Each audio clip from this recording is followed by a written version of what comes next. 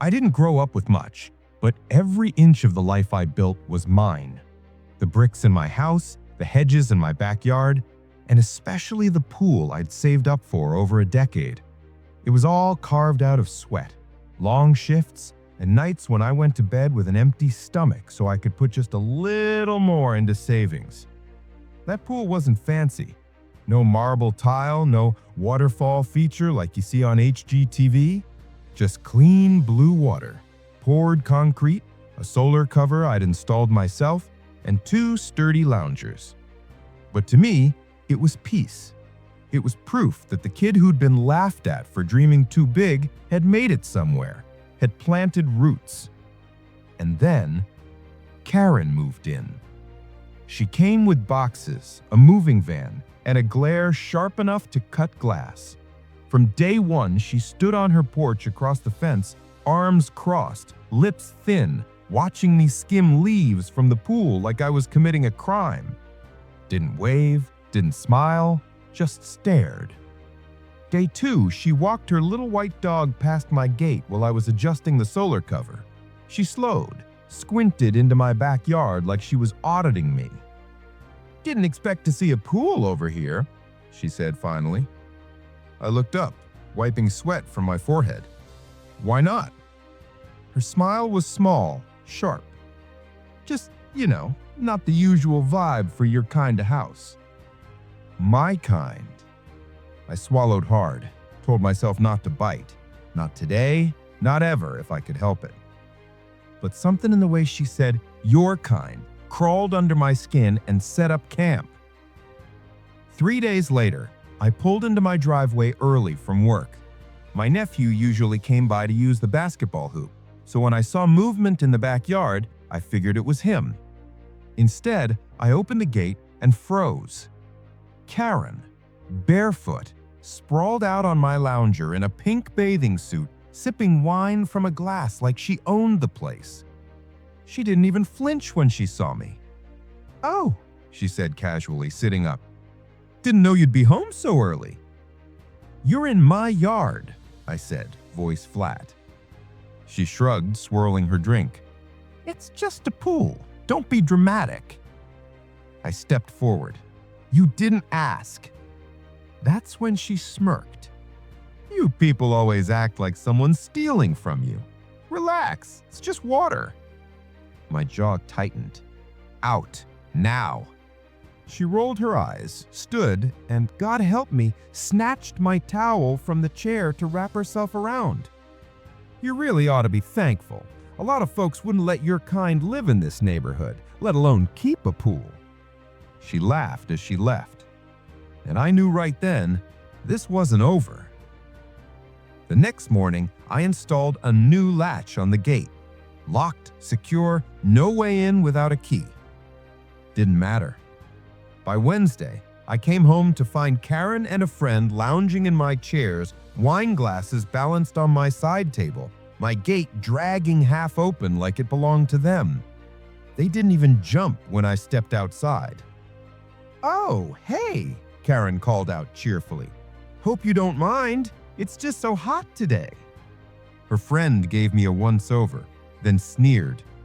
"Didn't know this was a rental." "It's not," I said flatly. Karen grinned. "Relax. Pools like this are meant to be shared. It's good for the community. You wouldn't want to be selfish, would you?" I didn't argue. I didn't shout. I just opened the gate, stood there, and waited. Slowly, reluctantly, they left. That night, I installed a second security camera.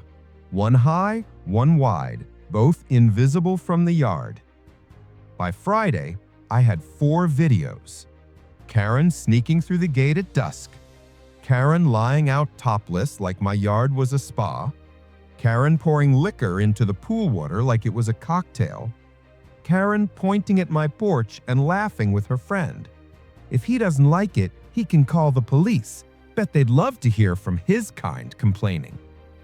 It burned, but I stayed calm. I contacted the HOA, sent them the clips, explained the trespassing. Their response?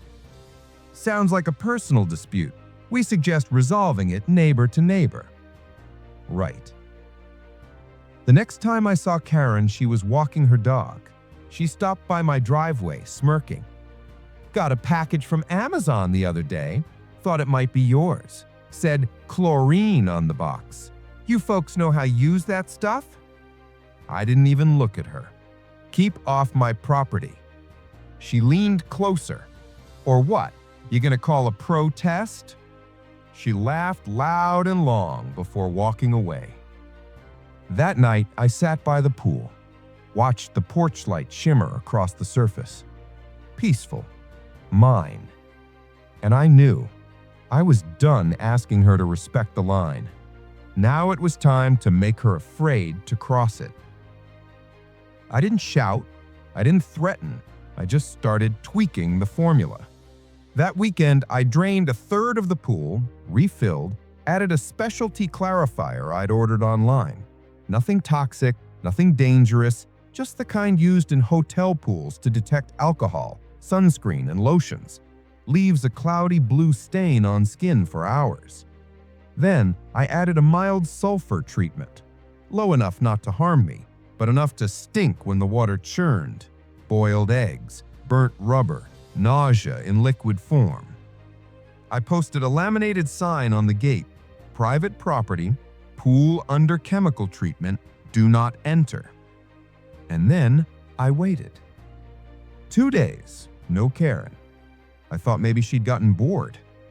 Then, Tuesday afternoon, I spotted her through the upstairs window. She was back. Red bikini, Bluetooth speaker. Somehow, she had a key again. She slid into the water, humming to herself, not noticing the faint shimmer across the surface.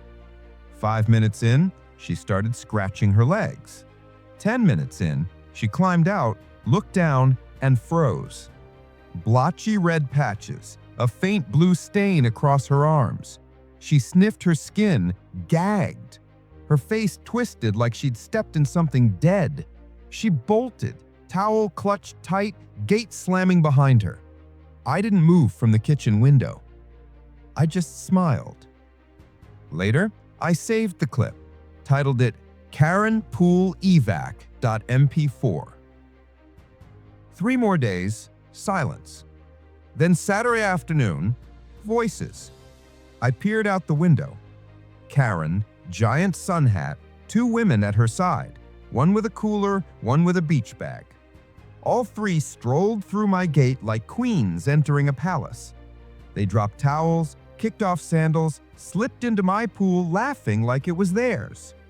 5 minutes in, one of them wrinkled her nose. What's that smell? Karen waved her off.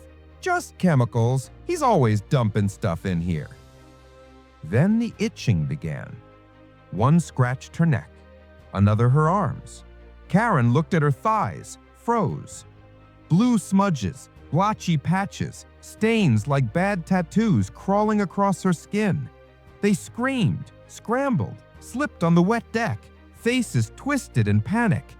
Karen wrapped herself in a towel, stained sky blue, and shouted, "I'm suing him. That man put chemicals in the water." But it was too late. Less than an hour later, I posted one screenshot on the neighborhood forum. 3 trespassers, gate wide open, sign clear in frame. Private, do not enter, water under treatment. Caption, please respect property lines. Footage has been logged. No swearing, no threats, just facts. The neighborhood lit up. By Sunday, the HOA inbox was flooded. Karen's guests? One was the sister of a board member, the other a local realtor. Both furious, both embarrassed. Karen? She'd crossed the wrong people this time. 2 days later, her husband came by. First time I'd ever seen him. He looked tired, worn down. She's not doing well, he said quietly. I didn't answer. He nodded toward the backyard. I didn't know she was using the pool. That's not how I was raised. If she did something illegal, I get it. I'm just here to say I'm sorry. I looked at him a long time. Finally said, appreciate that. But what happened next, that wasn't up to me anymore. By then, the HOA had called an emergency session. 3 neighbors submitted formal complaints. One of Karen's own pool friends had forwarded my footage to the board chair with one sentence: "She's going to sink us all." That Sunday, I got a letter. Mrs. Jacobs has been found in repeated violation of community trespassing and conduct standards. Effective immediately, her access to all shared spaces is suspended, her gate privileges revoked. A vote to remove her from the board is scheduled. I didn't celebrate, but I did fire up the grill. Barbecue for the block. Ribs, iced tea, clean towels by the pool. Handmade sign. Pool party. Halfway through the night, someone asked if the footage was real. "Oh yeah," I said. Every second. They shook their head. "Damn, you really flipped it on her, didn't you?" I smiled, looked at the camera. If you like seeing justice done the calm way, hit that like button and subscribe. Because trust me, some folks never learn. Across the street, Karen's curtain stayed drawn. A crooked for sale sign leaned in her yard. I topped off my tea, watched neighbors laugh by my pool, and turned the porch light on. This time, the gate was locked from the inside.